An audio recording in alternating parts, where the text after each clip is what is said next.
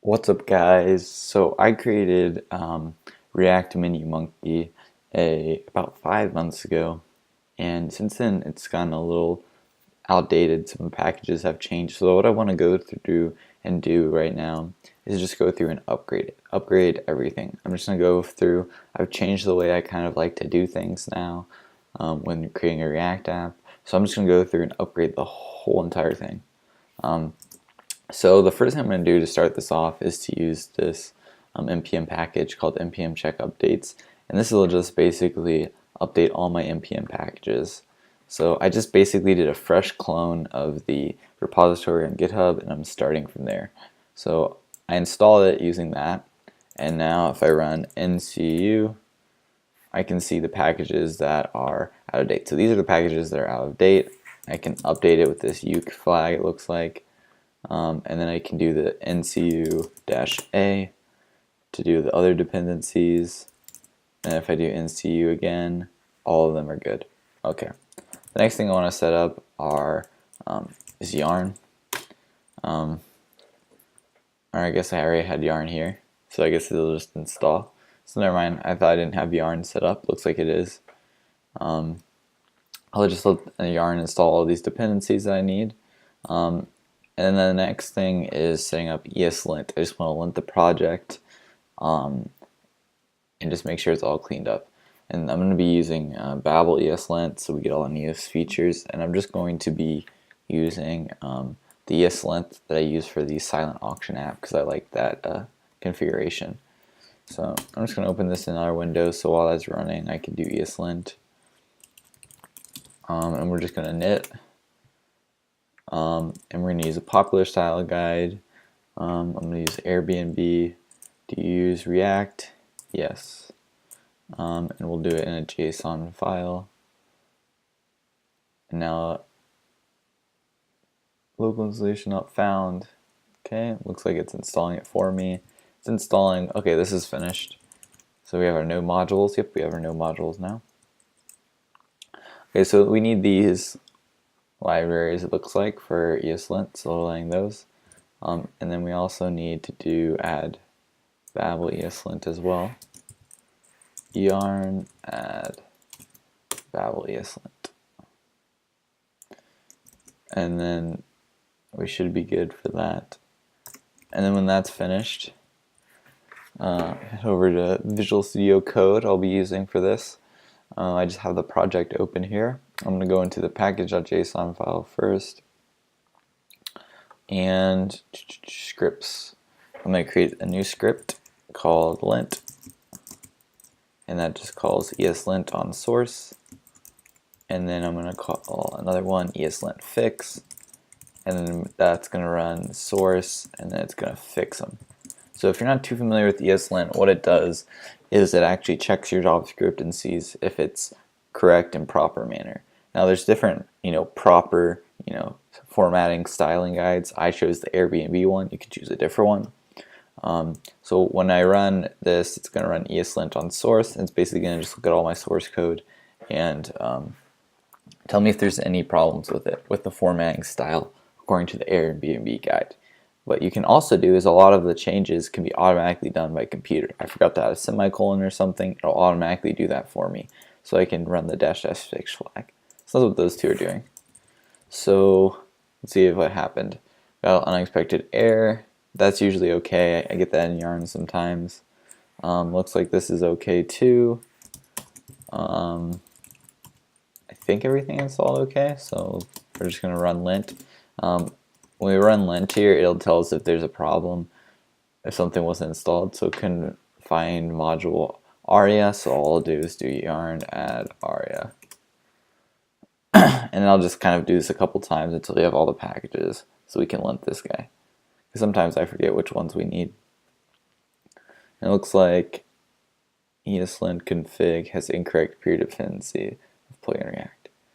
Just a warning, I think we should be fine with this. If this does cause a problem, we can just directly install this.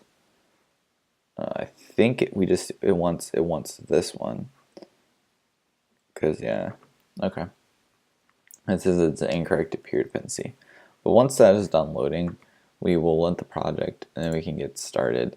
Because after I lint it, there's some other things. Like we can kill this turn port in here. That is something else. Okay, so we have a lot of files in here. Alright, so that's done. Let's lint this again.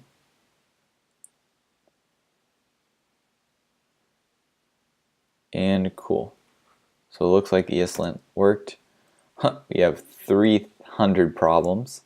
Now notice when I do fix, like notice how I'm missing a semicolon in some places. When I do this fix now, it should remove a lot of those problems.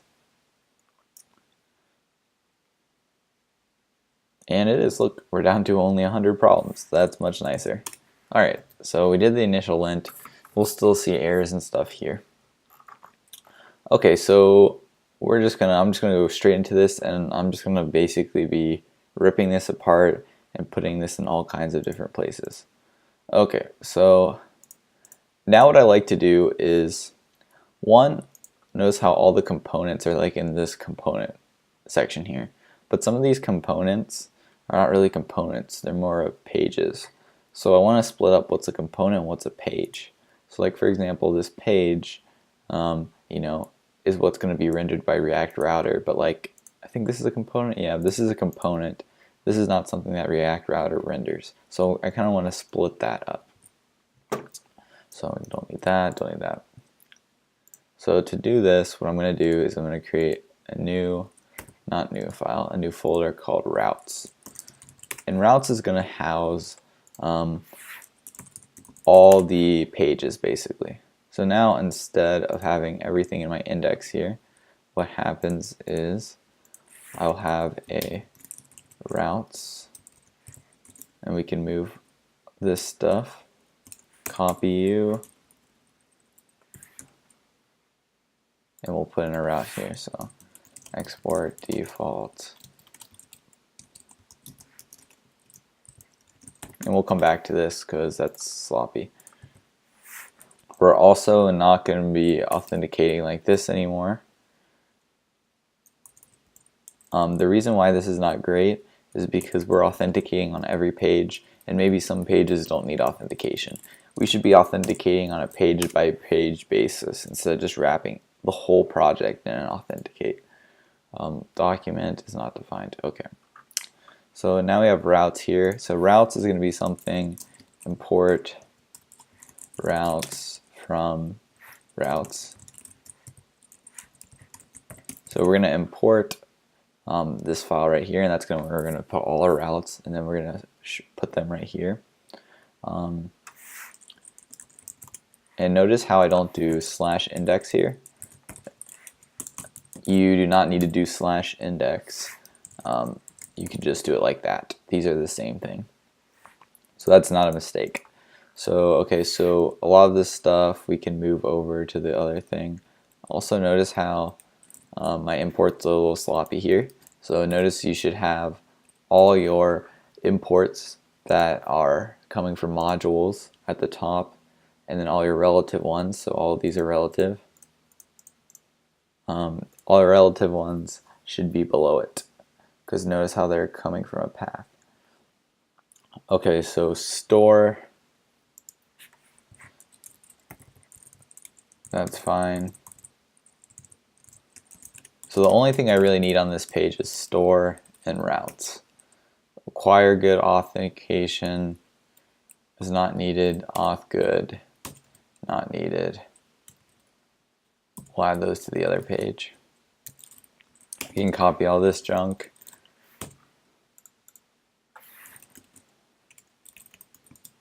Alright, so we're moving everything over here.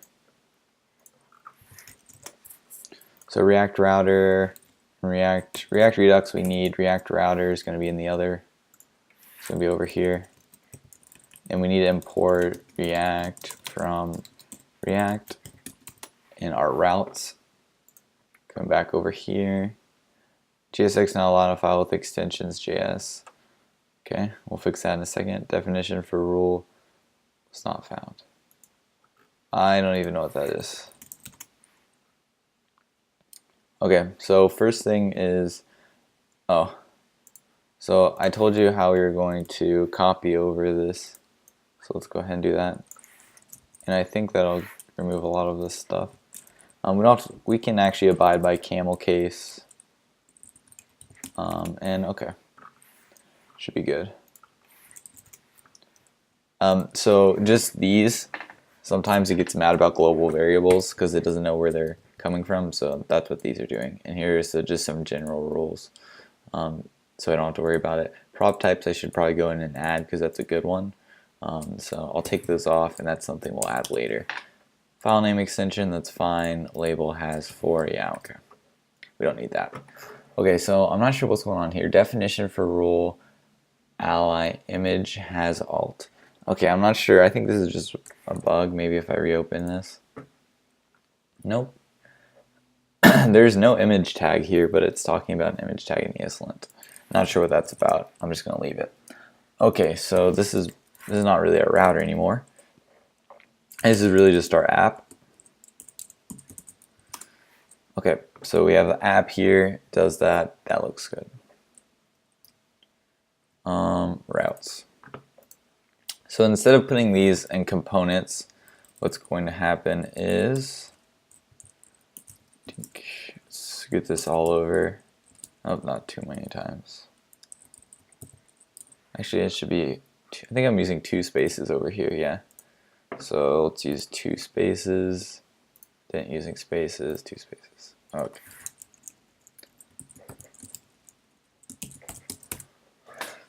All right.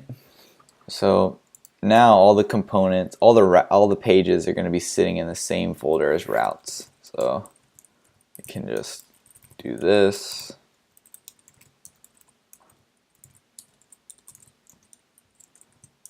Like that. And okay, history. So we're no longer going to have like this we're no longer going to have like a route that's wrapping everything. We don't really need that. We're going to do basically it in a different way now. Everything else is fine. Index route are we using? Save that, import, same thing, image has alt. That's weird. History, which we get from the store. So we're going to change what's happening in the store as well. The store should just be exporting this. Export default store, yeah. And also like, okay, so notice how we're export defaulting store here. We don't really need to do const store, we could just export default. Oh, just kidding, because we use it in history here.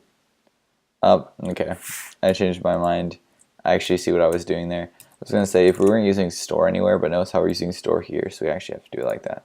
But we're exporting default, that's good.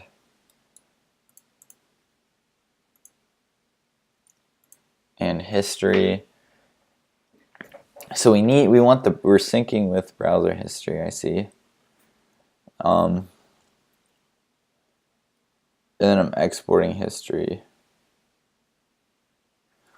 Okay, I think instead what I'll do is I'll make the store like that. So now I can just do import history from go up a file store.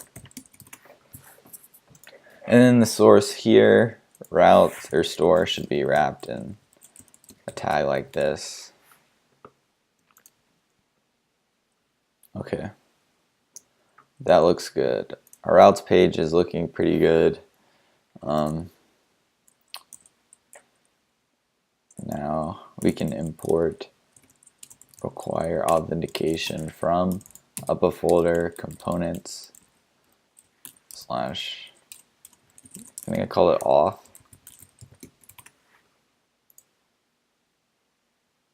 Yep, auth. Okay, this looks pretty good. At the bottom of the page now, okay, I just need to add a space. Okay, so let's move this store junk. So now, instead of having like an actions and reducers folder, different parts of the app are going to have different actions, different reducers. So I like to split that up and create a modules folder. And in the module folders, there'll be an index file. And this index file is where I set up the root reducer, the root saga. So let's move that code over. So this is currently the root reducer. It's getting all these different things. So we can combine. I can just copy this over for now. Move it to modules. Okay. We can do the same thing for sagas. So this root saga is what I'm particularly talking about. Is now in modules. So this is actually going to be a super chunky, and also the app here.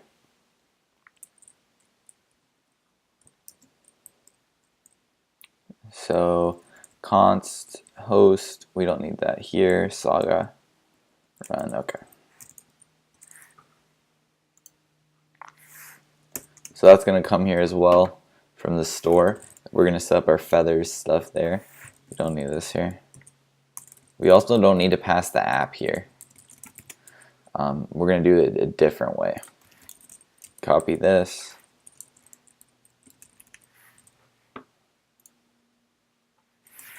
Add the imports to top.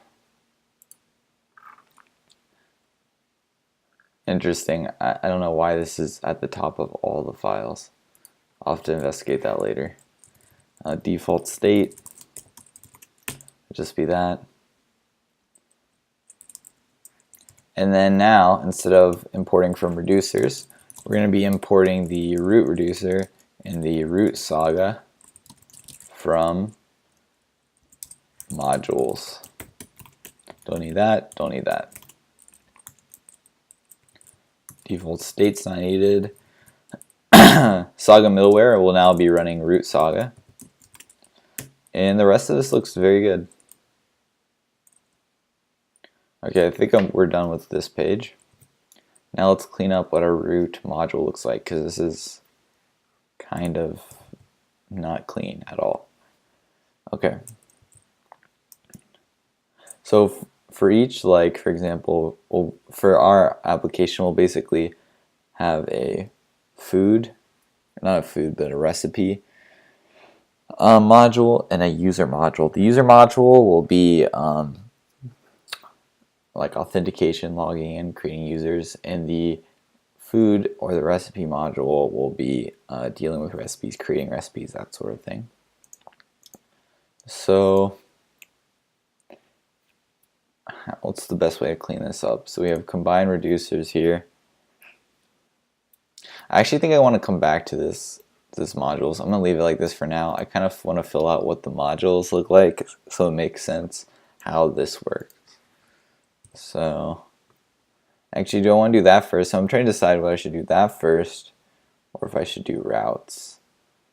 You know what, we're in modules. Let's just flesh out modules.